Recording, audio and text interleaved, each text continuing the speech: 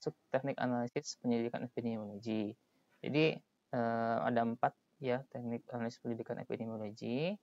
Ini derajatnya makin ke nomor 1 ya, makin bagus ya. Artinya kalau ada analisa cohort itu diikuti follow up, misalkan tahun kelahiran, misalkan umur, kelompok umur juga jenis kelamin, diikuti dengan baik, maka interpretasi datanya juga akan baik.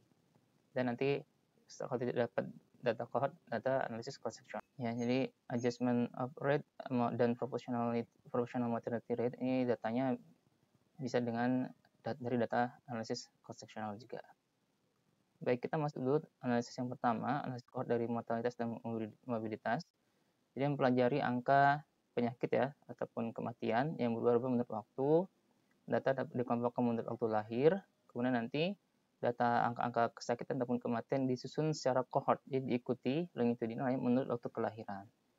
Jadi kelahiran tahun 1980 diikuti sampai berapa orang yang lahir di 1980, berapa orang yang sakit, kemudian di tahun 1990 10 tahun kemudian, gitu ya, berapa orang yang mati 10 tahun kemudian atau 20 tahun kemudian, seperti itu. Jadi cohort diikutin seperti itu ya.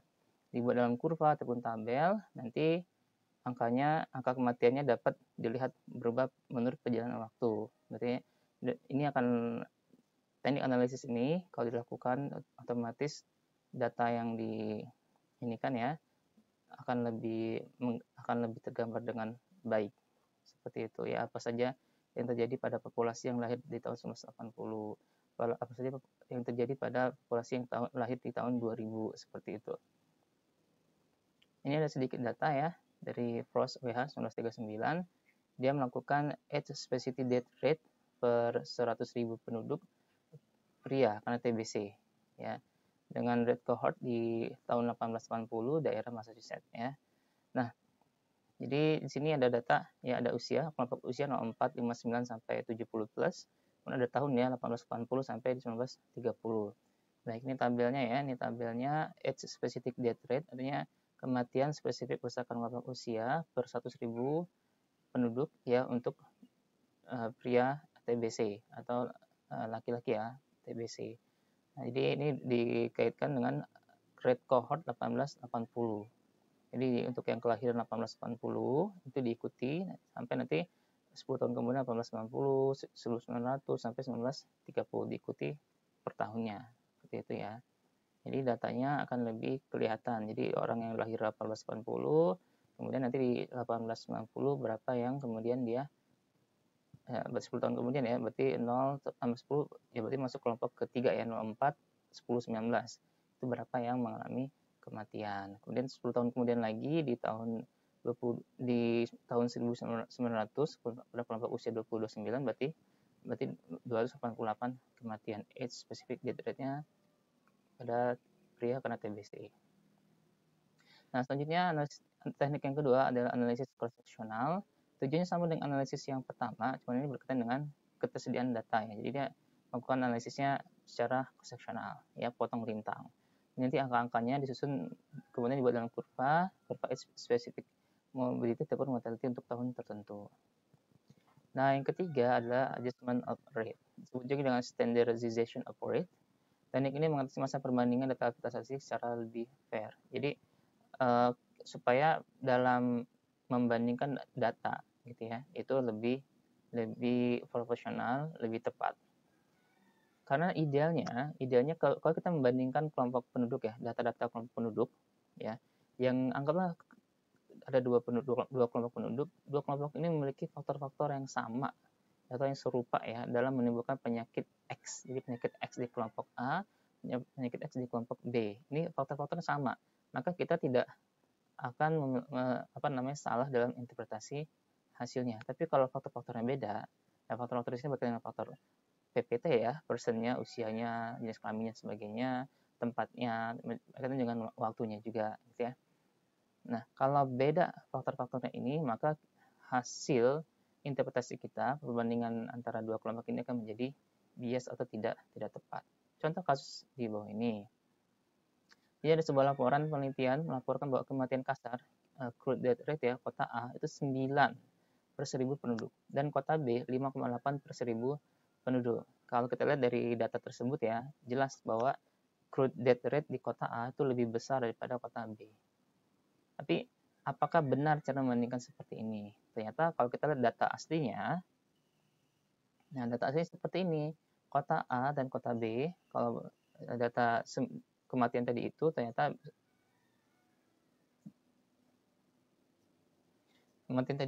diambil dari tiga kelompok usia. Jadi kurang dari 15 sampai 45, dan 45 tahun ke atas. Dengan jumlah penduduknya masing-masing beda-beda per kelompok usia tadi itu. Dan kontribusi penduduk terhadap total penduduk itu beda-beda. Misalkan untuk kota A itu, ini kita lihat ya di sini ya. Nah, jadi kontribusi persen kelompok usia tersebut terhadap total penduduk itu beda-beda. Jadi kalau kota B itu cenderung dia lebih muda, banyakkan yang muda ya, 15-44 ke bawah.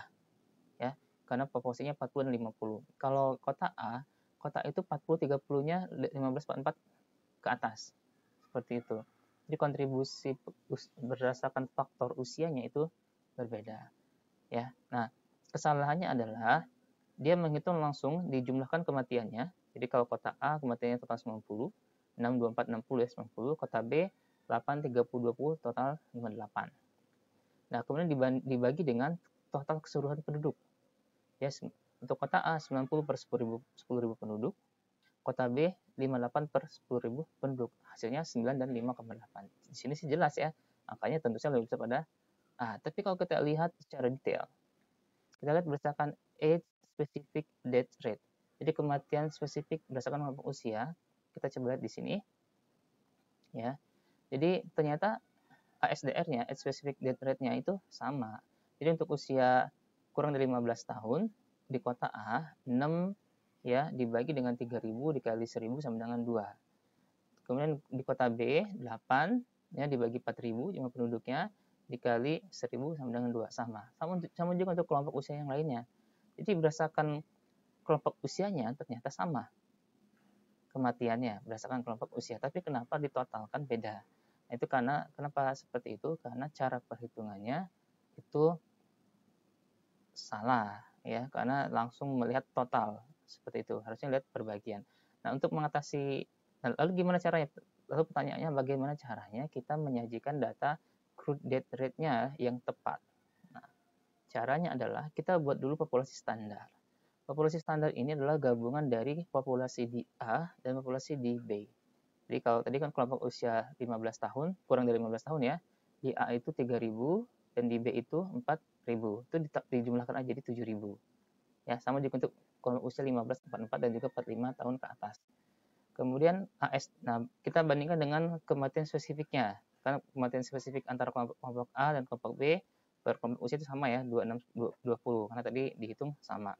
Nah, tinggal nanti ASDR-nya ini dibagi dengan populasi standar. Nah, dapatlah angka yang sama juga, akhirnya adjusted. Nah, di sini istilahnya kematian kasarnya setelah disesuaikan per 1.000 penduduk ternyata sama, 7,4 dan juga 7,4. Nanti kalau misalkan di ASDR-nya beda, otomatis juga nanti akan berbeda juga. Seperti itu. Nah, jadi dengan harusnya laporan tadi menyajikan data kematian di kelompok A, crude death rate-nya ada 7,4 dan kematian di kelompok B juga 7,4. Ya, ini yang lebih tepat. Nah, ini yang dimaksud dengan standardization ya. Nah, dalam kondisi tertentu misalkan ASDR tidak diketahui, jadi kelompok usianya ini tidak diketahui. Ini biasanya karena data yang cross-sectional ya, atau jumlah kematian pada satu kelompok itu kecil. Kita bisa menggunakan standard mortality ratio. Ya, dengan asumsi ASDR kedua kelompok sama dengan populasi standar. Jadi kalau menggunakan metode ini kita menggunakan asumsi.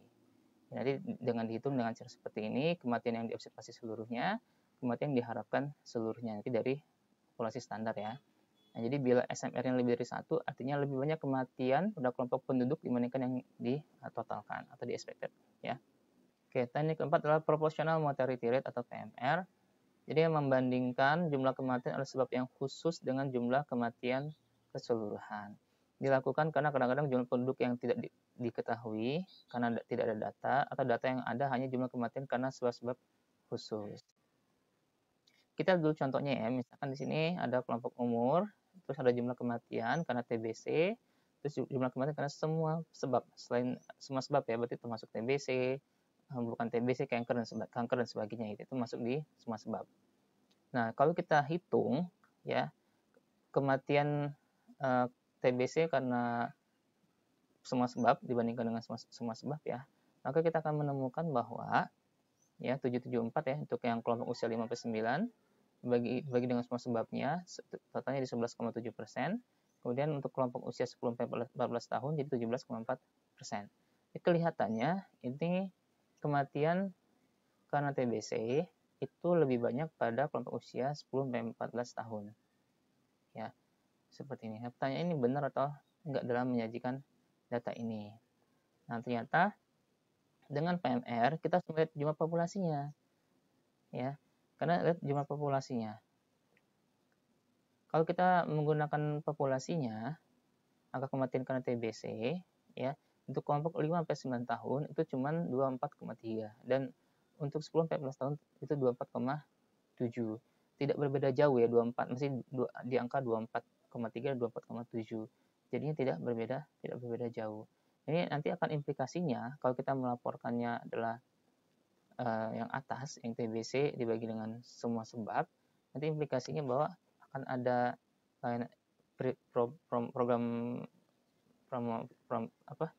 program promosi, promotif, preventif, dan kuratifnya akan cenderung pada usia 10-14 tahun.